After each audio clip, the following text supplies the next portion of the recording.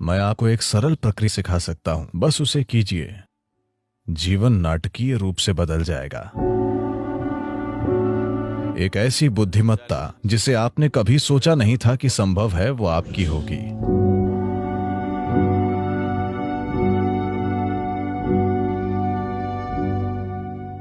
आधुनिक विज्ञान आज ये मानता है कि आकाशीय बुद्धिमत्ता जैसी कोई चीज होती है,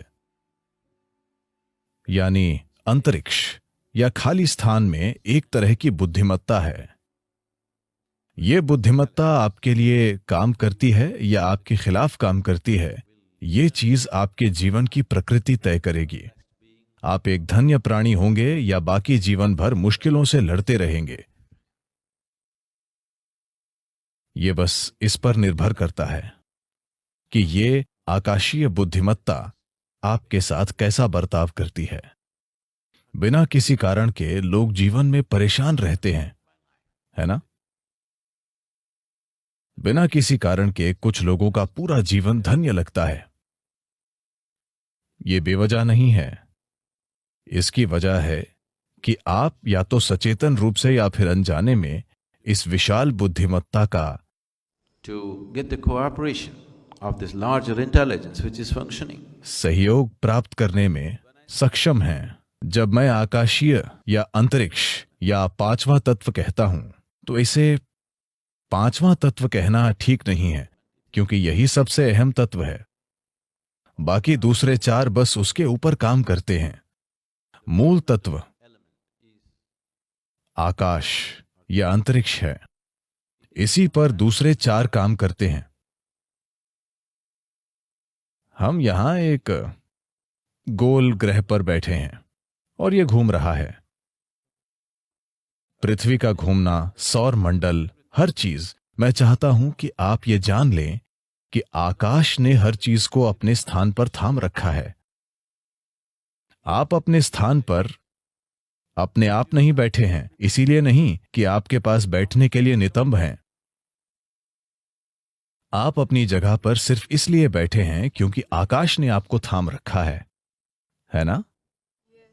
You think it's your buttock? आपको लगता है कि यह नितंब की वजह से है, आपके नितंब से नहीं। आकाश ने आपको थाम रखा है। आकाश ने पृथ्वी को अपनी जगह पर थाम रखा है। यह आकाश है जिसने सौर मंडल को थाम रखा है। यह आकाश है जिसने इस आकाश गंगा को थाम रखा है। आकाश ने ही पूरे ब्रह्मांड को थाम रखा है और कोई तार नहीं बंधा है। बस यूं ही, बस ऐसे ही थाम कर रखा है। अब ये आकाश, अगर आप जानते हैं कि इसका सहयोग कैसे लें, अगर आप जानते हैं कि अपने जीवन में आकाश का सहयोग कैसे प्राप्त करना है, तो आपका जीवन धन्य होगा। मैं आपको एक सरल प्रक्रिया सिखा सकता हूं, जो वैसे भी हमेशा आप में से आधे लोग नहीं करेंगे। आप बस इतना कीजिए।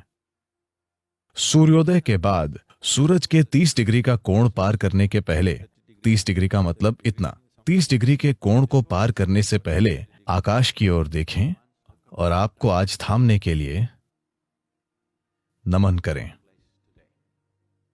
जब यह 30 डिग्री को पार कर जाता है, दिन के दौरान किसी भी समय ऊपर देखें और फिर से नमन करें। सूर्यास्त के बाद एक बार फिर ऊपर देखें और नमन करें। ऊपर किसी भगवान को नहीं, बस आकाश को। आपको आज थामने के लिए बस ऐसा कीजिए। जीवन नाटकीय ढंग से बदल जाएगा। क्या आपने गौर किया है कि तेंदुलकर भी ऊपर देखते हैं?